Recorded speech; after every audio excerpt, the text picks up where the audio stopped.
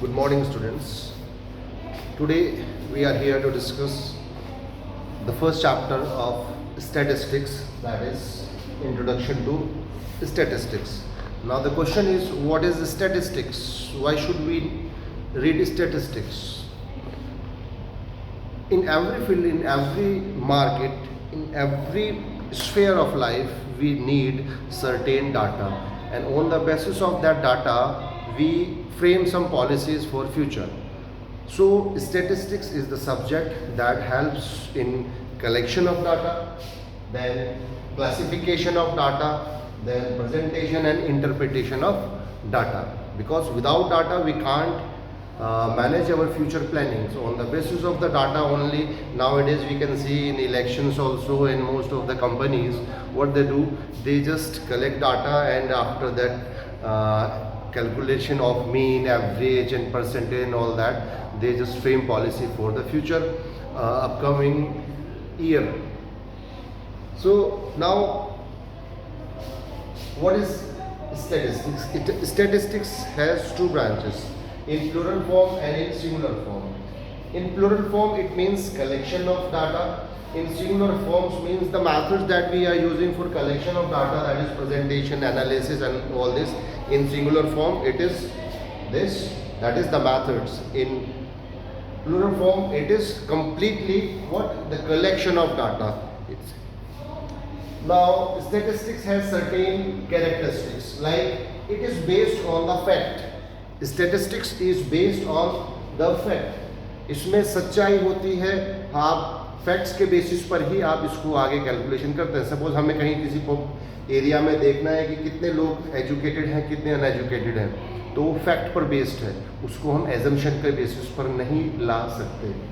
Second is affected by multiplicity of causes. Statistics में बहुत सारे फैक्टर्स हैं जिसका असर पड़ता है.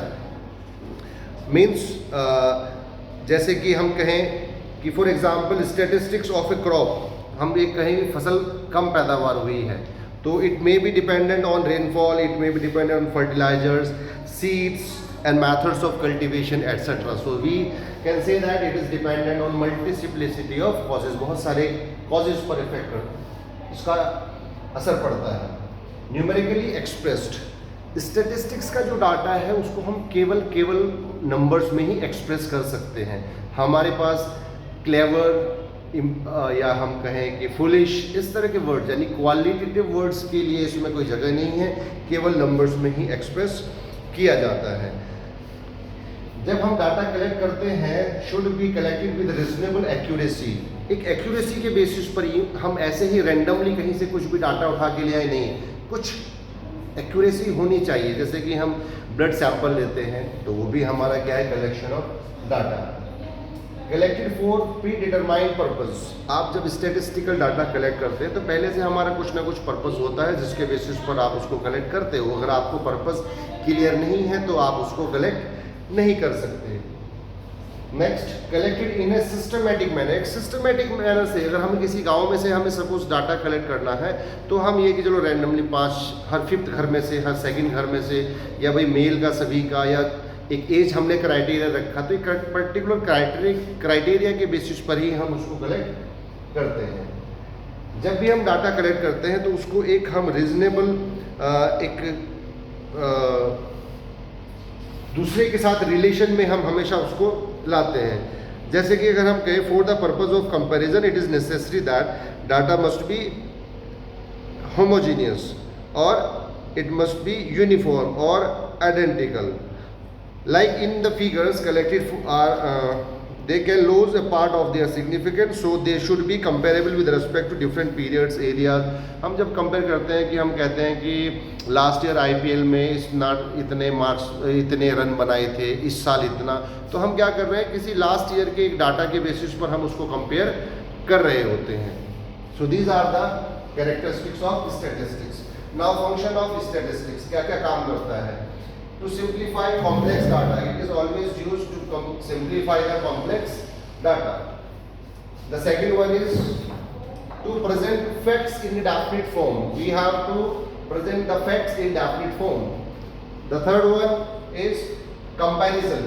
We can use this data for comparison. कभी भी हम इस डाटा के बेसिस पर लास्ट ईयर का रिजल्ट ऐसा था, इस साल का ऐसा है, लास्ट ईयर इतना प्रोडक्शन हुआ था, लास्ट ईयर हमारी जीडीपी इतनी थी, इस साल जीडीपी इतनी है, तो इस तरह से हम कंपैरिजन कर सकते हैं। हम उसके बेसिस पर प्राइस का एनालिसिस कर सकते हैं कि हम आगे प्राइस कैसे सेट करें। इस तरह के हमारे इसमें फंक्शंस होते हैं। लिमिटेशन है, कुछ स्टैटिस्टिक्स की कुछ लिमिटेशंस हैं। पहली लिमिटेशन ये होती है कि हम केवल क्वांटिटेटिव ही डाटा लेंगे, हम क्वालिटेटिव की कोई हमारे पास जगह नहीं होती है। तो सेकेंड वन इज इंडिविजुअल का कोई लेना देना नहीं है। उसमें जब भी हम डाटा कलेक्ट करते हैं उस एरिया को हम बोलते हैं यूनिवर्स या population.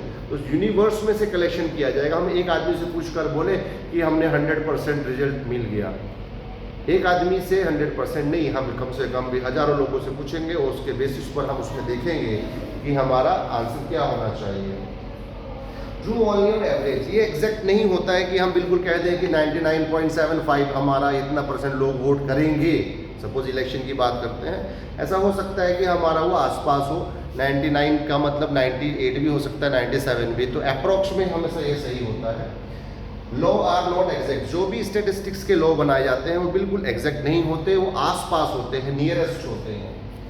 Can be use by experts only, statistics को डाटा कलेक्शन करने के लिए कोई भी अनाड़ी आदमी उसको नहीं यूज कर सकता, उसके लिए एक्सपर्ट्स होना ही जरूरी होता है। देन नीड होमोजीनियस और यूनिफॉर्म डाटा, जहाँ से हम डाटा कलेक्ट कर रहे हैं, जो यूनिवर्स है, पॉपुलेशन है, वो होमोजीनियस होना चाहिए, एक जैसा होना चाहिए। So this was all about the first chapter, introduction of statistics. Next chapter we will discuss collection of data. Thank you very much.